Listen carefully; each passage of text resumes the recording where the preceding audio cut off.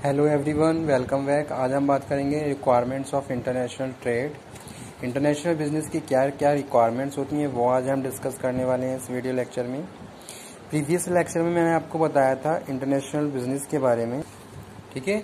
यहाँ पे हमने बात करी थी किसकी, इंटरनेशनल ट्रेड में। वाई डू नेशंस ट्रेड क्यों करते हैं, क्या उसके पीछे रीज़न है। तो जैसे कि यहाँ पे हमने डिस्कस किया था लोअर प्राइस क्या है, कम सेट हो, low cost, economies of scale जितना ज़्यादा बढ़ेगा उतनी लो कॉस्ट लगेगी प्रोडक्शन में। प्राइस हम उस हिसाब से फिर सेट करते हैं। अगर मार्केट में परफेक्ट कंपटीशन है, आप जैसा प्रोडक्ट दूसरे लोग भी बना रहे हैं, तो प्राइस आप सेट नहीं कर सकते, आप मार्केट के हिसाब से प्राइस सेट करेंगे। तो पहला पॉइंट यही है, ठीक है, for setting the price of goods and services. Next हम बात कर रहे हैं greater choice available in the international market और फॉरेन मार्केट। तो कस्टमर के लिए बहुत सारे गुड्स अवेलेबल हैं, जैसे कि यहाँ पे लिखा हुआ है varieties of goods and services are available, ठीक है। तो वो यहाँ पे मैं बात कर रहा हूँ किसकी, इंटरनेशनल बिजनेस में, कि क्या है, varieties of goods and services are available in the international market. तो वहाँ पे आप क्या कर सकते हो, बहुत सारे आपके पास वैराइटीज़ हैं, तो उसी हिसाब से आप क्या कर सकते हो, प्रोडक्ट को परचेज कर सकते हो, ओके। तो ये पॉइंट्स ये है। Make specialisation, international business makes your specialisation in particular goods, ठीक है। जो भी रॉ मटेरियल आपके पास इजीली अवेलेबल हैं, जहां आप cost as a factor of production देखते हुए जिस भी फैक्टर ऑफ प्रोडक्शन में आप एडवांटेज गेन कर रहे हो, ठीक है, तो उन गुड्स को आप प्रॉपरली प्रोड्यूस कर रहे हो, तो कहीं ना कहीं उनका आपने स्पेशलाइजेशन बना हुआ है, ठीक है। तो इस तरीके से जो भी कंट्रीज इंटरनेशनल बिजनेस में इन्वॉल्व हैं और जो प्रोडक्शन प्रोड्यूस कर रही हैं, मैन्युफैक्चर कर रही हैं, उनका क्या है, अपने आप में किसी न किसी गुड्स में स्पेशलाइजेशन है, और जिसका फ़ायदा वो खुद उठा रही है और अपने गुड्स को दूसरे देशों पे बेच रही है। Source of foreign exchange, goods एक तरफ गुड्स हैं, दूसरी तरफ उसका पेमेंट, जब बैलेंस ऑफ पेमेंट होता है, करेंसी यानी कि करेंसी दूसरे देश में आती है, उसका बैलेंस ऑफ पेमेंट होता है फॉरेन एक्सचेंज के थ्रू। तो ये हम यहाँ बात कर रहे हैं, source of foreign exchange. More efficient allocation of resources, ठीक है, एलोकेशन ऑफ रिसोर्स कैसे करना है, अलग अलग फंक्शन है, उसके हिसाब से हमने क्या करा, एलोकेशन ऑफ रिसोर्स कर दिया, और बहुत एफिशिएंटली हम सारी चीज़ों को कर सकते हैं।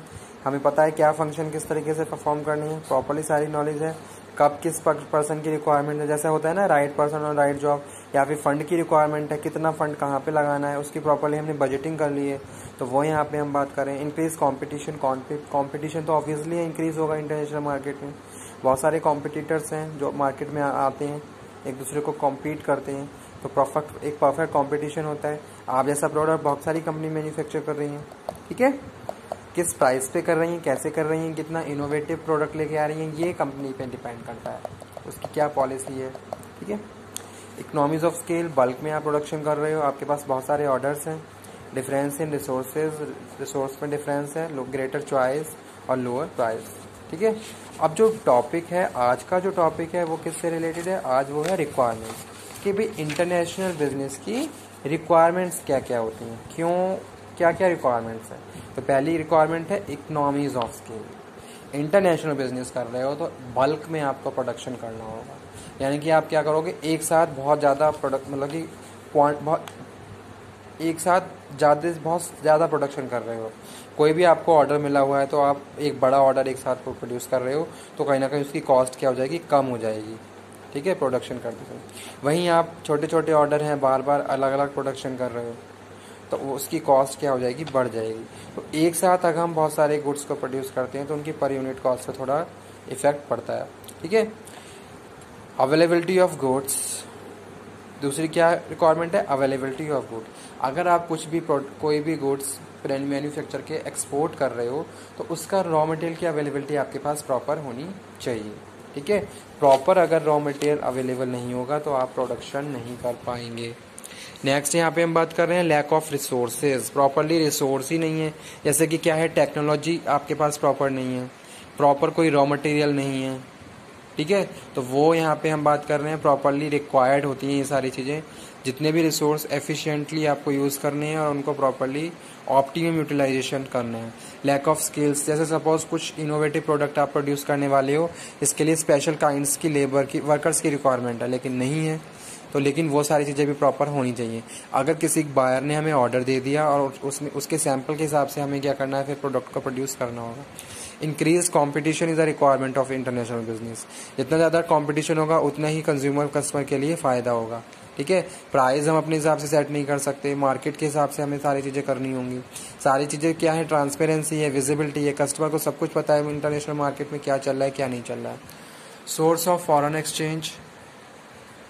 ठीक है, नेक्स्ट हम बात करें lead specialisation. International business lead specialisation, varieties of goods and services are available, but you have such specialised goods which you are producing and exporting to another country। तो वो चीज़ यहाँ पे हम बात कर रहे हैं। नेक्स्ट हम बात कर रहे हैं शेयर कल्चर शेयर हो रहा है। ठीक है, ये भी एक रिक्वायरमेंट है। मुझे दूसरे देश के साथ बिजनेस करना है तो मुझे वहाँ के कल्चर को प्रॉपरली अवेयर करना होगा, देखना होगा, समझना होगा कैसे क्या बिजनेस कल्चर है, क्या रूल्स हैं, क्या पॉलिसी वहाँ पे अपनाई जाती हैं, वो सारी चीज़ें प्रॉपरली मुझे पता होनी चाहिए, तभी जाके मैं उनके प्रॉपरली कांटेक्ट या कम्युनिकेशन कर सकता हूँ। तो वो यहाँ पे मैं बात कर रहा हूँ। पॉलिटिकल रिलेशन हेल्दी भी तभी होंगे जब हमारा इंटरनेशनल बिजनेस चल रहा होगा। ठीक है, या फिर इंटरनेशनल बिजनेस भी तभी होगा जब हमारे पॉलिटिकल रिलेशन हेल्दी हैं। तो ये भी एक बड़ी रिक्वायरमेंट है किसकी, इंटरनेशनल बिजनेस की, कि अगर मेरा किसी कंट्री के साथ बिजनेस चल रहा है तो मेरे उसके साथ पॉलिटिकल रिलेशन भी प्रॉपर होने चाहिए, ताकि उसका इफेक्ट कभी भी हमारे बिजनेस पे ना पड़े। और उसके बाद हम बात कर रहे हैं बाउंड इन एग्रीमेंट। जितनी बहुत सारी कंट्रीज़ हैं जो बहुत सारे इंटरनेशनल गवर्नमेंट के इंटरनेशनल इंस्टीट्यूट चल रहे हैं। ठीक है, इंटरनेशनल ऑर्गेनाइजेशंस चल रही हैं जो सपोर्ट कर रही हैं ट्रेड को। तो उसके हिसाब से अगर हम बात करें तो बाउंड इन एग्रीमेंट, तो कंट्रीज़ क्या है, बाउंड है जो भी एग्रीमेंट्स उनके द्वारा किए जाते हैं, और उन बाउंडेशन के हिसाब से उस बाउंड्री के अंदर ही वो क्या करते हैं, बिजनेस को फ्लो करते हैं। ठीक है, तो वो ये कुछ रिक्वायरमेंट्स हैं किसकी, इंटरनेशनल बिजनेस की, जो रिलेटेड है इंटरनेशनल ट्रेड से। चाहे हम बात करें varies economies of scale, availability of goods, lack of resources, lack of skills, increase competition, source of foreign exchange, lead specialisation, share culture, political relation healthy, bound in agreement. तो ये requirements हैं international business की। इसी की तरह हमने discuss किया था क्या कि क्यों हम इंटरनेशनल बिजनेस में इन्वॉल्व होते हैं, तो वहाँ पे भी ये पॉइंट्स हैं। तो इस तरीके से ये पॉइंट्स, कुछ इनमें पॉइंट्स क्या है, कॉमन है, जो हम दोनों ही टॉपिक्स में एक्सप्लेन कर सकते हैं।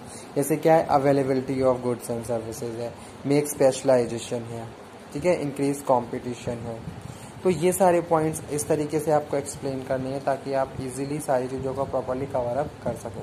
ठीक है, चाहे टॉपिक नीड है, चाहे टॉपिक है वाई डू नेशनल स्टेट, चाहे टॉपिक है रिक्वायरमेंट ऑफ इंटरनेशनल बिजनेस, तो हर एक टॉपिक में आपको क्या करना है, ये सारे पॉइंट प्रॉपरली एक्सप्लेन करने होंगे, जो कि ईजी हैं, आप अच्छे से कर सकते हो। ठीक है, अभी भी अगर ये टॉपिक नहीं समझ में आया है तो प्लीज़ आप मुझे कांटेक्ट कर दीजिए। मेरे नंबर, पर्सनल नंबर पे आप मुझे कांटेक्ट करो, मुझे मैसेज कर दीजिए, ताकि मैं अगेन इससे रिलेटेड कोई और वीडियो लेक्चर जो इजी वे में हो और वो आप लोगों को सेंड करूं, और ताकि आपका ये टॉपिक क्लियर हो। ठीक है, एग्ज़ाम के लिए आप अपने आप को अच्छे से प्रिपेयर कर लीजिए। काफ़ी टाइम आप लोगों को मिल चुका है और भी अभी आपके पास काफ़ी टाइम है। अच्छी से तैयारी करिए ताकि इस सेमेस्टर में आप और ज़्यादा मार्क्स स्कोर कर पाएँ। Okay, thank you very much.